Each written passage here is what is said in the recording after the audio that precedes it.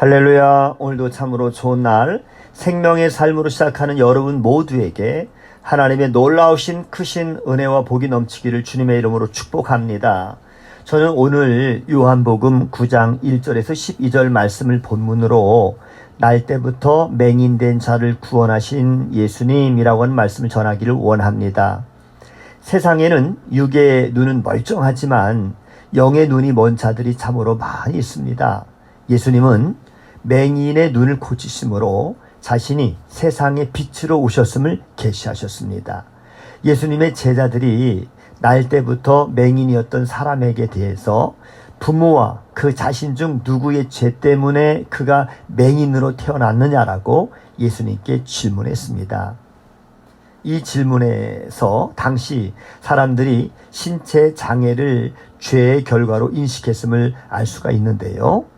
날 때부터 맹인된 자는 사람들의 낙인으로 인해서 그 영혼이 어둠 속에 지내야 했을 것입니다. 그러나 예수님은 누구의 죄도 아닌 하나님의 일을 나타내고자 하기 위함이라고 대답하셨습니다. 또한 예수님은 자신이 세상의 빛이심을 전하시면서 자신을 보내신 하나님의 일을 하겠다라고 말씀하셨습니다.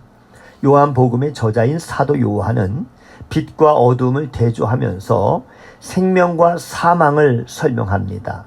예수 그리스도를 세상의 빛으로, 악한 세상을 어둠으로 묘사했습니다. 그러므로 예수님의 말씀은 빛이신 이 예수님이 어둠에 속한 맹인에게 빛을 비추셔서 육적으로나 영적인 이 어둠에서 구원해 주실 것을 선언하신 것입니다.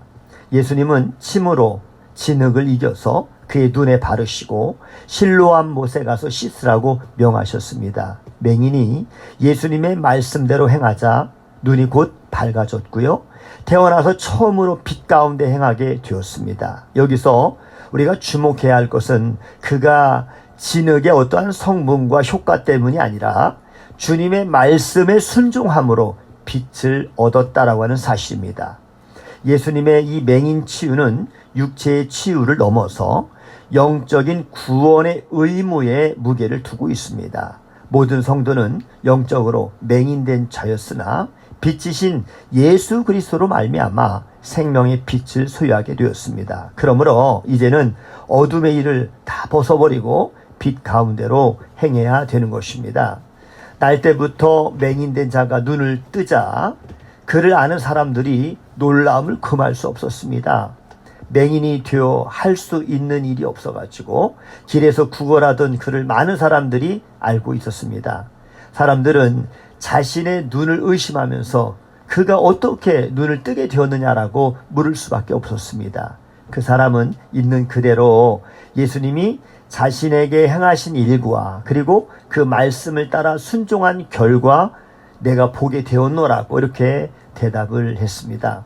평생 맹인으로 지내다가 눈을 뜨게 된 이 맹인이었던 자는 그 자체가 복음의 증거요 증인이 되었습니다. 별다른 말을 보탤 것도 없이 자신이 바로 맹인이었던 자요 예수님이 자신을 고치셨음을 전하는 것으로 충분했던 것입니다. 예수님이 맹인을 고치시기 전에 하나님의 일을 하신다라고 말씀하신 이유가 바로 이것이었습니다. 예수님은 맹인의 눈을 고치심으로 자신이 세상을 구원하러 오신 하나님의 메시아이심을 나타내셨던 것입니다. 예수 그리스도의 복음으로 구원받은 모든 성도는 예수님께 고침받고 예수님을 전한 이 사람과 같은 처지입니다. 육신의 눈이 아니라 영적으로 맹인되어서 어두움과 죄악이 가득한 세상에서 방황하던 우리에게 주님이 생명의 빛을 주셨습니다. 성도가 어둠 속에서 벗어나 빛 가운데로 행할 때 성도 자체가 복음의 증인이요 증거가 되는 것입니다. 그래서 예수님은 우리에게 세상의 빛이라고 말씀하시면서 선한 행실로 빛 가운데 행함으로 세상 사람들에게 하나님의 영광을 전하라고 명령하셨습니다. 육신의 눈을 고침받았을 뿐만 아니라 동시에 영의 눈도 뜨게 된 자는 누구보다 확신 있게 그리스도께서 생명의 빛 되심을 전했습니다.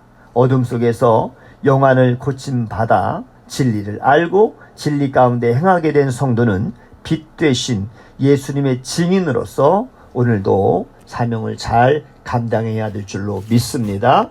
오늘도 귀한 날 예수님과 동행한 복된 하루가 되시기를 주님의 이름으로 축복합니다. 샬롬.